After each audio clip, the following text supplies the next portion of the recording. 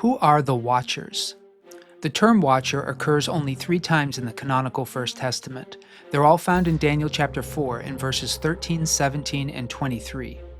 The Hebrew word translated Watcher in Daniel chapter 4 is ear, and as Dr. Michael Heiser has explained in his book The Unseen Realm, Watcher is a term for a divine being, a holy one in this chapter of Daniel.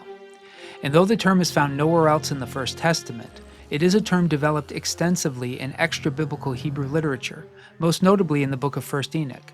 Dr. Heiser explains this as follows. The divine transgression before the flood is retold in several Jewish texts from the intertestamental period. At least one has the divine offenders coming to earth to fix the mess that was humankind, to provide direction and leadership through their knowledge. They were trying to help, but once they had assumed flesh, they failed to resist its urges. The more common version of events, one with a more sinister flavor, is found in 1 Enoch chapters 6 through 11. This is the reading that informed Peter and Jude. The story begins very much like Genesis 6. And when the sons of men had multiplied, in those days beautiful and comely daughters were born to them. And the watchers, the sons of heaven, saw them and desired them. And they said to one another, Come, let us choose for ourselves wives from the daughters of men, and let us beget for ourselves children. The account has the Watchers descending to Mount Hermon, a site that will factor into the biblical epic in unexpected ways. Dr. Heiser also reminds us that in intertestamental Judaism, in the fallout from the Great Flood, these sons of God or Watchers were believed to have been imprisoned in a pit or abyss in the netherworld.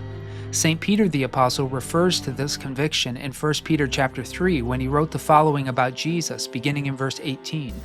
He was put to death in the flesh, but made alive in the spirit, in which also he went and made a proclamation to the spirits in prison, who in former times did not obey when God waited patiently in the days of Noah.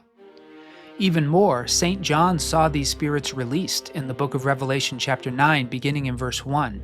And the fifth angel blew his trumpet, and I saw a star that had fallen from heaven to earth, and he was given the key to the shaft of the bottomless pit. He opened the shaft of the bottomless pit. And from the shaft rose smoke like the smoke of a great furnace, and the sun and the air were darkened with the smoke from the shaft. Then from the smoke came locusts on the earth, and they were given authority like the authority of scorpions of the earth. Who are the Watchers? Watchers, in essence, are spiritual beings who occupy a significant, though unspecified, position of authority on God's divine council.